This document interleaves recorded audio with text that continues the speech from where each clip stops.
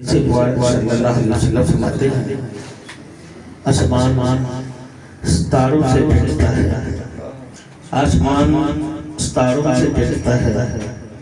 جب ستارے ٹوٹ جائیں گے تو آسمان فنا ہو جائے گا اور اہل زمین والے اہل بیت سے ڈھکتے ہیں۔ جب اہل بیت والے ختم ہو جائیں گے تو اہل زمین والے فنا ہو جائیں گے۔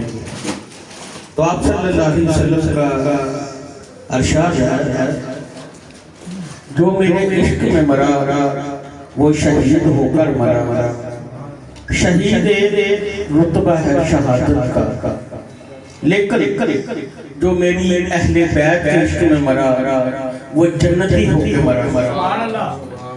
شہید اگر کرزئی ہے تو آپ صلی اللہ علیہ وسلم فرماتے اس کی معافی نہیں ہو سکتی، مگر عاشق اہل بیت کیسا بھی ہے تو وہ جنتی ہو کر مرا، کیونکہ آپ نے تصدیق کر دی۔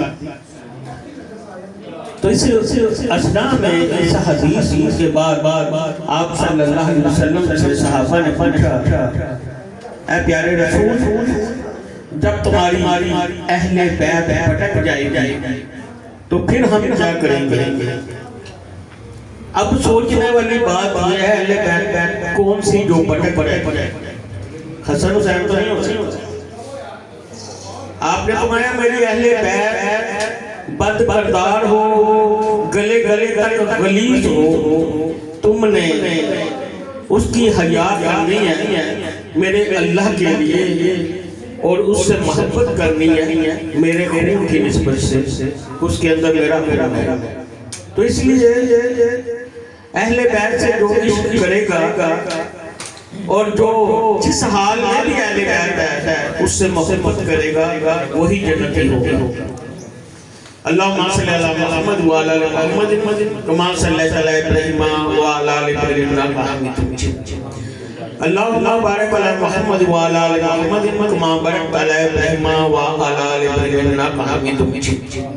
یا رسول اللہ انظر حالنا، یا حبیب اللہ اسمع قالنا، انا فی بحر غم مغرق خذ یدی ساحل لنا اشکالنا۔ یا اہل البغلاد، یا اہل البغلاد، یا مجیب الدعاء، یا کاشف الحاجات، یا کافی المحمیات، یا دافع البلیات، یا دافع البلیات، یا دافع البلیات۔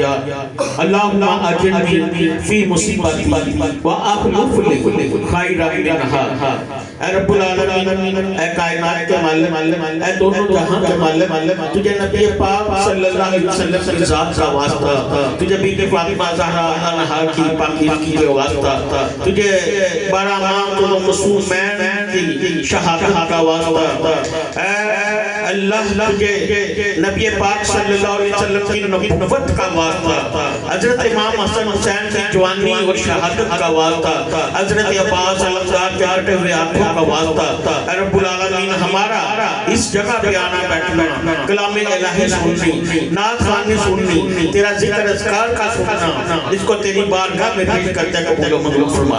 اے رب العالمین تجھے تیرے محبوب صلی اللہ علیہ وسلم کا واسطہ ہمارے اٹھے ہوئے ہاتھوں کی لاج رکھ، ہم سے جو گناہ، جو کوتاہیاں، جو سہکاریاں جاننے میں ان کو نادان سمجھ کے معاف فرما دے۔ اے رب العالمین ہمارے حالوں پہ خصوصی رحم فرما، خصوصی کرم فرما، ہمیں ہمت، طاقت، سکت عطا فرما، تیرے محبوب کا، تیرے ولیوں کا اسی طرح ملاد کرواتے رہے۔ اے رب العالمین تجھے تیرے محبوب صلی اللہ علیہ وسلم کا واسطہ ہمیں اور ہمارے گھر میں رہنے والوں کو ذہنی دلی سکون عطا فرما، ہمارے رزق میں، جان میں، مال میں اضافہ فرما، دونوں جہنوں میں نیک نامی شہرت عطا فرما، قبر کے عذاب سے، عذاب الہی سے بچا، آخرت میں نبی کریم صلی اللہ علیہ وسلم کی شفاعت عطا فرما، آخرت میں سوالات، دعا بات بات آسانیاں عطا فرما، ہمیں چھوٹے سے چھوٹے گناہ سے بچنے کی توفیق عطا فرما، چھوٹی سے چھوٹی نیکی کرنے کی توفیق عطا فرما۔ اے رب العالمین ہمیں ایسا بنا تجھے اور تیرے محبوب صلی اللہ علیہ وسلم کو پسند آئے۔ ہمیں نیک بنا، نیکوں کی محفل میں بیٹھنے کی توفیق عطا فرما۔ اے رب العالمین ہمیں بہروپیوں سے بچا، جھوٹوں سے بچا، جھوٹوں کی محفلوں سے بچا، جھوٹ کی عادت سے بچا۔ اے رب العالمین تجھے تیرے محبوب صلی اللہ علیہ وسلم کا واسطہ آج کے دن اس دن کو بہتر سے بہتر دن بنا، اور ہر آنے والے دن کو ہمارے لیے بہتر سے بہتر بنا۔ ہمارے دلوں میں جو بغض ہے رب العالمین اس کو ختم کر ہمیں راہ راست پہ لے آ۔ اے رب العالمین تو ہمیں اس حال میں، اس حالت میں جو اس وقت ہماری حالتیں ہوتی ہیں اس سے بچانے والا ہے۔ اے رب العالمین ہمارے ایمان کی حفاظت فرما۔ اے رب العالمین تجھے تیرے محبوب صلی اللہ علیہ وسلم کا واسطہ ہمیں حاسدین کے حسد سے بچا، دشمنوں کے شر سے بچا۔ اے رب العالمین ہمارے حالوں پہ خصوصی رحم فرما۔ اللہم صلی علی محمد وعلی آل محمد کما صلیت علی ابراہیم وعلی آل ابراہیم انک حمید مجید۔